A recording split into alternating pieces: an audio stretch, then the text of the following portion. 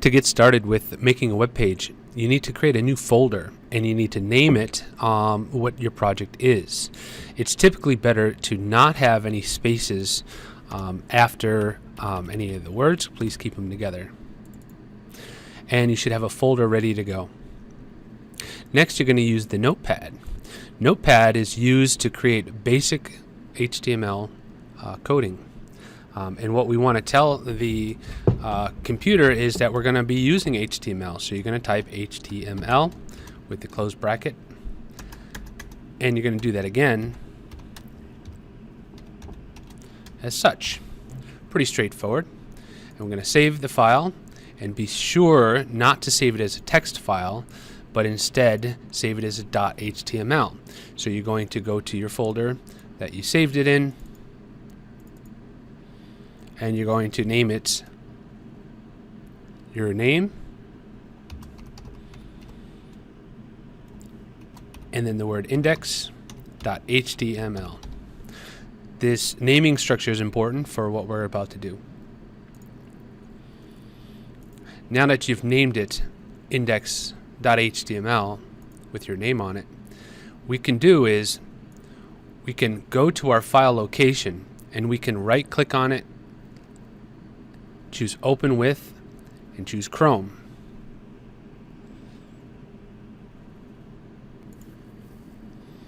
You'll notice at the top of the page you'll see the address of the file and you will see the file name ending with .html.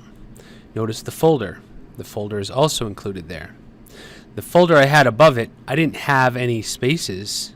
I had spaces, so what it decided to do was add in these %20 symbols. That makes it difficult when we're trying to link stuff together, so avoid that. Make sure you have no spacing between your name and the folders. Okay? So now what we're going to do is we're going to add some text. Please add hello world and then save and refresh the page. Notice what happens. Next we're going to do is we're going to play around with the words. For example, if we wanted to, we could do a B for bold and /B and save. When you refresh, it turns bold-faced. What would happen if we didn't have this closed bracket here?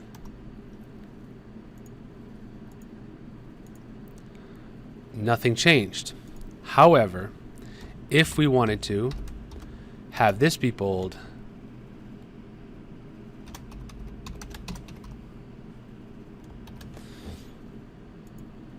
and we don't want this to be bold, that's where it comes in handy. All right, so these are opening and closing. If we wanted to do italics, we would change it out to be an I for italics. Save, refresh, and it's all italics, whereas nice day is not.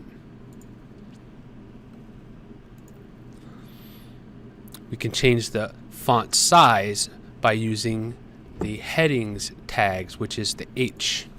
So if you do H1,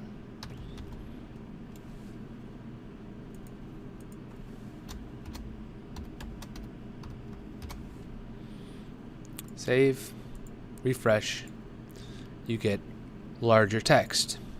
So the coding is such that you have an open and a close. Anything in between is considered affected by it. Now, you can make many lines in between like this, and you save it, refresh it, nothing changes.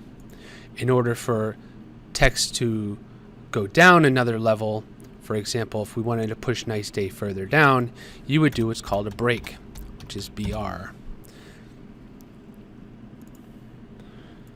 Save, refresh, and it did not work.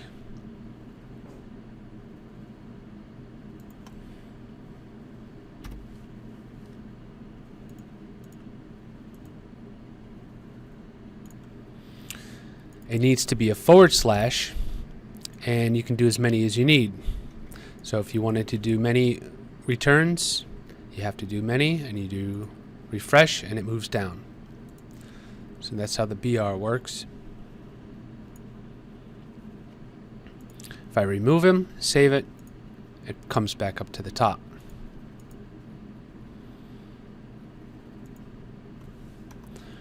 Again, spacing does not matter. It does not affect the space between the two lines.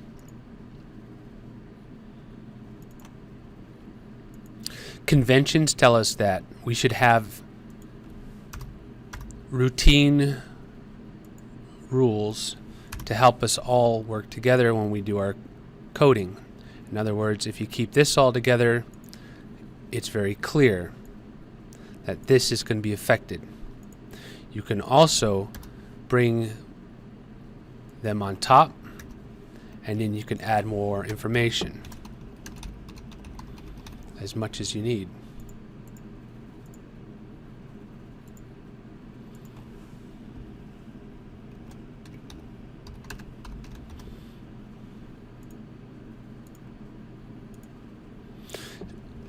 Keep in mind that there's also spacing to have to worry about when you're doing this. See? Lastly, let's take a look at our folder again. I have this index that I have made. It's an HTML file type.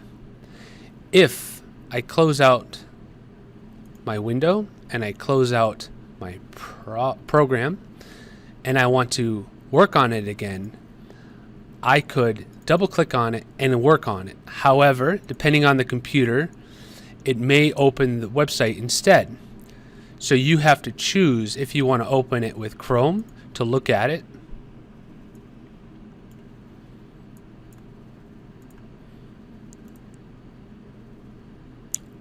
and open with Notepad if you want to work on it. You can also right click and choose Edit, which also opens Notepad. For many of you, you're going to see opens with. You can choose a default program and you'll see that it always opens with Chrome. So you're going to see this symbol here change to a Chrome symbol. Typically it does. Let me refresh that page. That'll be a Chrome symbol, in which case if you double clicked on it, it would immediately launch Chrome versus double clicking on it and opening with Notepad, which opens up the Notepad. So now that you have this basic understanding of how web pages are started, now continue on with the document and try out all the HTML basics. You must complete the web page as described. Good luck.